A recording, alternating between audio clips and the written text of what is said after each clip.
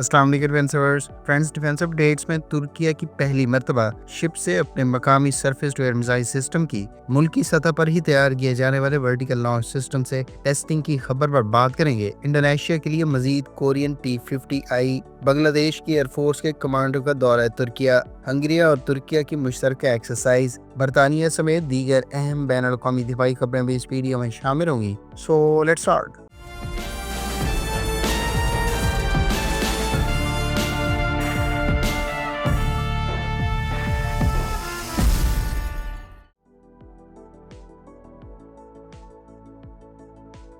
Friends, Turkiye की missile manufacturer Roketsan ने पहली मर्तबा Siper 1D long range surface to air missile system को मकामी सतह पर ही तैयार किए जाने वाले मिडलास वर्टिकल लॉन्च सिस्टम से टेस्ट फायर की है। ख्याल रहे कि ये पहली मर्तबा है कि तुर्किया ने अपने मकामी surface to air missile system को मुल्की सतह पर ही तैयार किए जाने वाले वर्टिकल लॉन्च सिस्टम से मकामी शिप से ही टेस्ट फायर किया है। साइपर 1D दरअसल long range surface to air missile system है, जो दरअसल ground based surface to air missile system के नेवल लॉन्च वर्जन को कहा जाता है। ड्यूल पल्स रॉकेट मोटर से इक्विप्ड ये मिसाइल 100 किलोमीटर की रेंज रखता है, जबकि रॉकेटसान ने साइपर ब्लॉक 2 भी तैयार कर लिया है, जो इससे भी ज्यादा रेंज का हामिल होगा। मिडलास वर्टिकल लॉन्च सिस्टम को PCG इस्तांबुल शिप पर नस्ब किया गया था, जिससे पहली मर्तबा साइपर 1D को कामयाबी से टेस्ट फायर किया गया है। इब्तदाई मालूमात के मुताबिक इस सरफेस टू एयर मिसाइल की रेंज 100 किलोमीटर से जायद है और ये टोटल 5.4 मीटर की लेंथ और 370 मिलीमीटर का डायामीटर रखता है। तुर्किया की जानिब से पहले ही साइपर सीरीज के surface to air missile system के ब्लॉक 1 को टर्किश आर्म्ड फोर्सेस में इंडेक्ट कर दिया गया है और इसके ग्राउंड लॉन्च वर्जन की रेंज भी 100 किलोमीटर से जायद बताई जाती है। तुर्की ने एयर फीचर में साइपर का ब्लॉक 2 और साइपर ब्लॉक 3 भी मुतारिफ करवाने का इरादा रखता है, जिनकी रेंजेस बिलतरतीब 150 किलोमीटर से जायद और 300 किलोमीटर से जायद मुतवक्के है। तुर्की पहले ही शिप्स के लिए सेल्फ डिफेंस की गर्ज से क्लोज इन वेपन सिस्टम्स और शॉर्ट रेंज मिसाइल भी मकामी सतह पर तैयार कर रहा है, जबकि साइपर 1D की कामयाब टेस्टिंग तुर्किया की जानिब से तैयार की जाने वाली शिप्स के लिए एक नए वेपन्स का इजाफा है। तुर्किया की जानिब से अब फ्यूचर में न सिर्फ एंटी शिप रोल में अटमाका एंटी शिप क्रूज मिसाइल इन शिप्स के साथ ऑफर किया जा सकेगा, बल्कि साइपर 1D भी इन शिप्स के एयर डिफेंस रोल्स के लिए मुख्तलिफ एक्सपोर्ट कस्टमर्स को प्रेजेंट किया जा सकता है।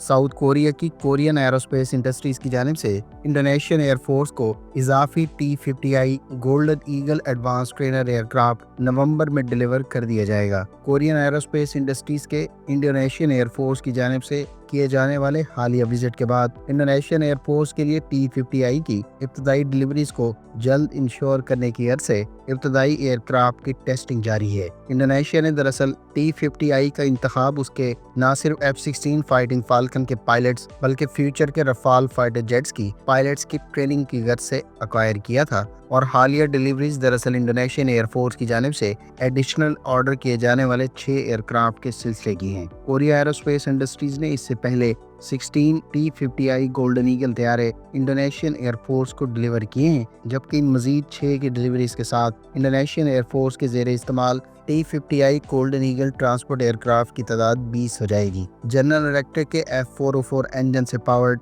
ये एयरक्राफ्ट लाइट कॉम्बैट मकासद में भी इस्तेमाल किया जा सकता है। इसकी मैक्सिमम स्पीड 1.5 टन, जबकि ये 5 टन एक्सटर्नल पेलोड कैरी कर सकता है। इसके अलावा इस पर 3 बैरल 20 मिलीमीटर की कैनन भी ऑफर करवाई जा सकती है।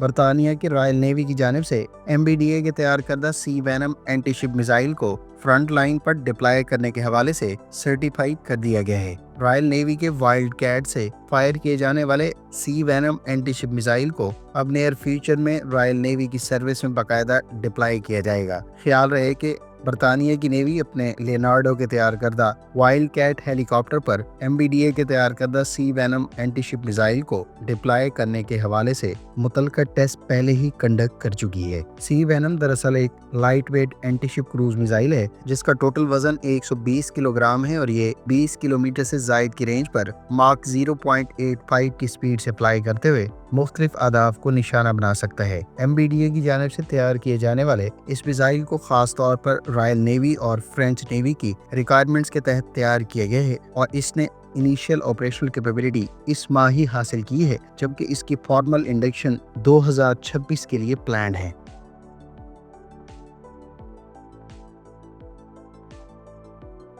अमेरिकी कंपनी बोइंग की जानिब से जर्मन नेवी के लिए तैयार किए जाने वाले पहले P-8A Poseidon maritime petrol aircraft को जर्मन नेवी के बाकायदा हवाले कर दिया गया है। जर्मनी की जानिब से अपनी नेवी की मॉडर्नाइजेशन की गर्ज से इस long range surveillance plus reconnaissance aircraft का इंतखाब किया गया था, जबकि जर्मनी ने इस सिलसिले के टोटल 8 एयरक्राफ्ट अमेरिकी कंपनी बोइंग से ऑर्डर कर रखे हैं, जिनसे आने वाले अरसे में P-3C ओरियन तैयारों को रिप्लेस किया जाएगा। जर्मनी ने दरअसल जून 2021 में इब्तदाई तौर पर 5 P-8 जबकि 3 मजीद नवंबर 2023 में अक्वायर करने से मुतालिक फॉर्मल डील साइन की थी। P-8A के बारे में इतलात है कि ये जर्मन नेवी के ज़ेरे इस्तेमाल नेटो मैरीटाइम सर्वेलेंस नेटवर्क में सीमलेसली ऑपरेट और इंटीग्रेट करने के साथ साथ दीगर इत्तेहादी ममालिक जैसा कि US नेवी, ऑस्ट्रेलियन और साउथ कोरियन नेवी के अलावा नॉर्वेजियन नेवी के साथ network oriented maritime surveillance mission sir अंजाम दे सकेंगे। ख्याल रहे कि P-8 इसके अलावा इंडियन नेवी के भी ज़ेरे इस्तेमाल है, जबकि ये अब तक टोटल 7 लाख से ज़ायद फ्लाइट आवर्स मुकम्मल कर चुका है। इस पर एंटी शिप रोल में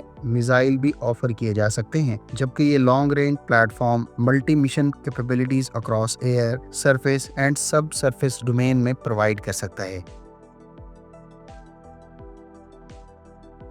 हंगरी की डिफेंस फोर्सेस ने तुर्किया की आर्म फोर्सेस के साथ मुश्तरका एक्सरसाइज कंडक्ट की है। एडेप्टिव हुसार्स 2025 के नाम से इस एक्सरसाइज का इनेकाद 2 अक्टूबर को किया गया था, जिसका बुनियादी मकसद ट्रूप्स को ब्रिज की डिस्ट्रक्शन के बाद रिवर क्रॉसिंग के हवाले से रियल केस सिनेरियो में कैपेबिलिटीज को परफॉर्म करना बताया गया है। हंगेरियन डिफेंस फोर्सेस ने टर्किश आर्म फोर्सेस के साथ कंडक्ट की जाने वाली इस मुश्तरका एक्सरसाइज को कॉम्बैट रेडीनेस और मॉडर्न वारफेयर के नुक्ता नज़र से फ्यूचर के किसी भी सिनेरियो के हवाले से प्रिपरेशन के नुक्ता नज़र से खासी अहमियत का हामिल करार दिया है। हंगेरियन आर्म फोर्सेस की जानिब से न सिर्फ इस मुश्तरका एक्सरसाइज में ग्राउंड ट्रूप्स और आर्मर्ड व्हीकल्स के अलावा इन्फेंट्री फाइटिंग व्हीकल्स का इस्तेमाल किया गया है, बल्कि वहीं H-145 एंड H-225 हेलीकॉप्टर्स के साथ साथ ग्रिपेन फाइटर जेट्स और अनमैन्ड एरियल व्हीकल्स के अलावा एंटी UAV सिस्टम्स को भी इस एक्सरसाइज में टर्किश आर्म फोर्सेस के साथ इस्तेमाल किया गया है। ख्याल रहे कि हंगरी तुर्किया से पहले ही कुछ वेपन्स अक्वायर कर चुका है, जिसमें आर्मर्ड व्हीकल्स की ट्रांसफर और टेक्नोलॉजी के तहत हंगरी में ही प्रोडक्शन काबिल जिक्र है। फ्रेंड्स, ये थी आज की डिफेंस अपडेट्स। उम्मीद है इस वीडियो से आपकी मालूमात में इजाफा होगा। मिलते हैं नेक्स्ट वीडियो के साथ। अपनी दुआ में याद रखिएगा। अल्लाह हाफिज़। पाकिस्तान जिंदाबाद।